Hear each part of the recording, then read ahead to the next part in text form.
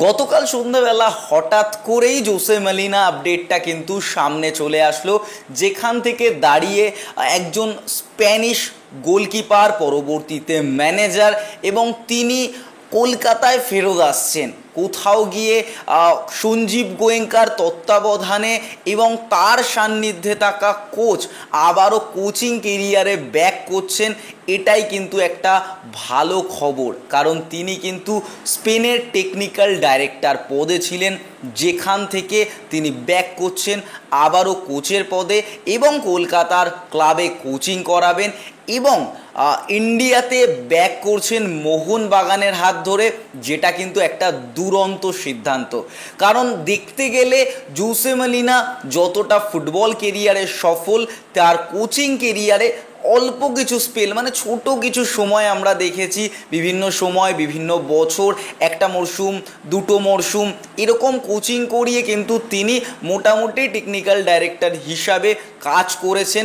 সেখান থেকে ফেরত আসছেন কলকাতায় মোহনবাগানের দায়িত্ব নিয়ে। কোথাও গিয়ে এটা এক্সপেক্টেড ছিল যে মোহনবাগান কোচ চেঞ্জ হতে চলেছে, যেটা নিয়ে আমরা বিগত দিনে ডিসকাস করেছি।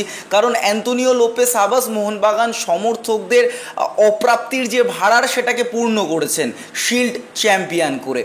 তবে এর পরবর্তী স্টেজ এএফসি, এবং সেখানে দাঁড়িয়ে প্রচণ্ড টাফ কম্পিটিশান, যেখানে দাঁড়িয়ে মোহনবাগান বাকি সাইনিংগুলোর জন্য অবশ্যই কোচের দিকে তাকিয়ে থাকবে।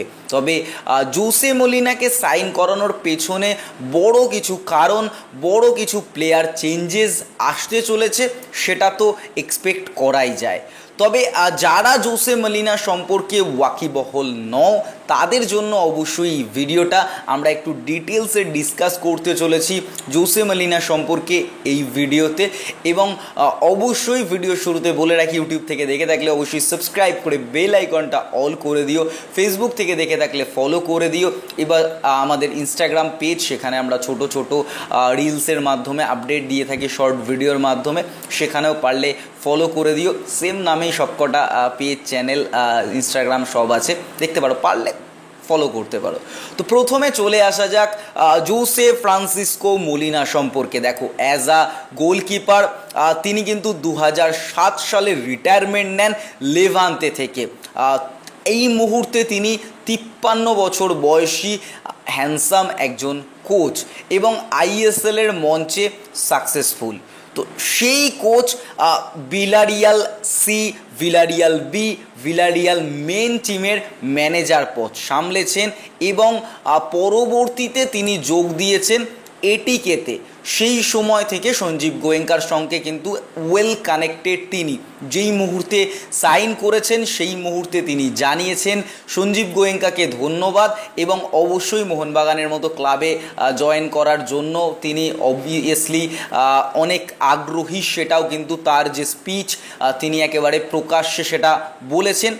তবে এই যে কোচ মলিনা, তাকে আনার পেছনে একটা বড় কারণ তার যে ইনফ্লুয়েন্স রয়েছে স্প্যানিশ ফুটবলে, সেখান থেকে অনেক ভালো প্লেয়ারের সঙ্গে কিন্তু তাদের লিঙ্ক আপ হবে, এবং অবশ্যই ভালো কিছু প্লেয়ারকে সাইন করানোর দিকে মোহনবাগান অনেকটা অ্যাডভান্স যেতে পারবে।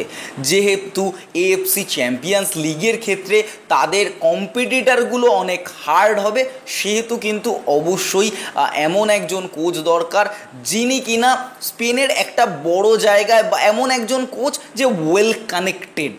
যেমন আমরা কিন্তু দেখেছি আইএসএলে বিভিন্ন সময়, দেখো শুরু থেকে শুরু করলে আইএসএলে এমন কিছু প্লেয়াররা খেলে গেছে বিগত দিনে, যারা দুর্ধর্ষ পারফরমেন্স দিয়ে গেছে।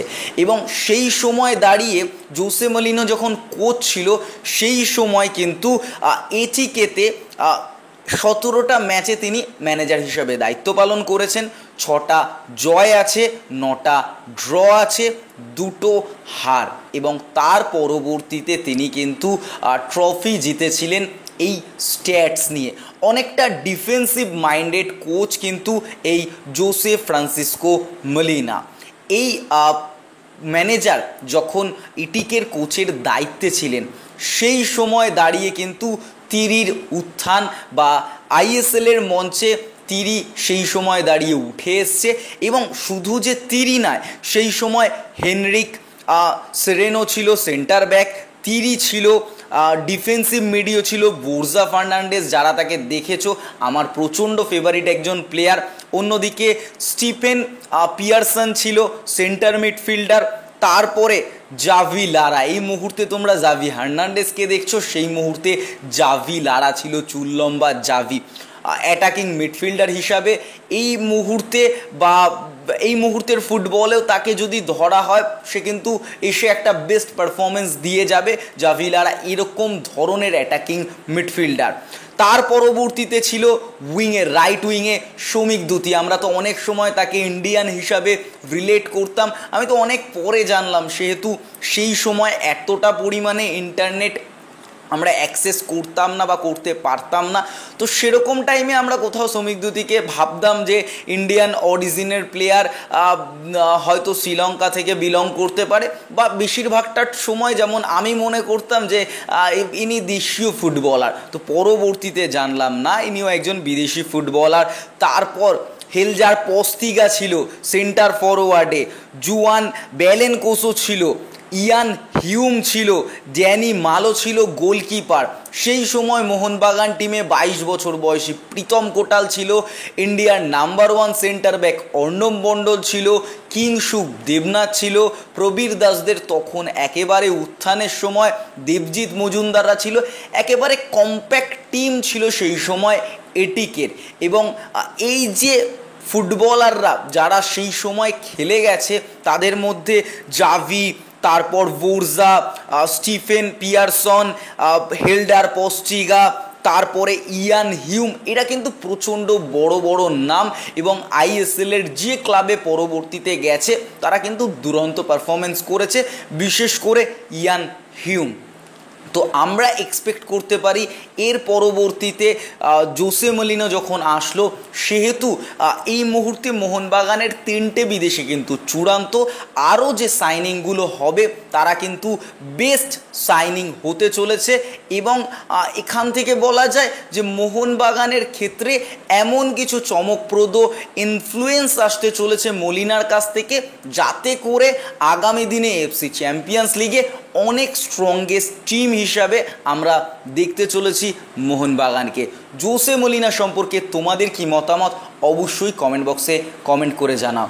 আর এটা মনে হচ্ছে যে অ্যান্তোনিও লোপেস হাভাস অ্যাজ আ টিডি থাকতে চলেছেন, তবে এটা সম্ভাবনার স্তরে এখনও পর্যন্ত জানা নেই। জানলে অবশ্যই তোমাদের সাথে শেয়ার করে দেবো। দেখা হচ্ছে আগামী ভিডিওতে।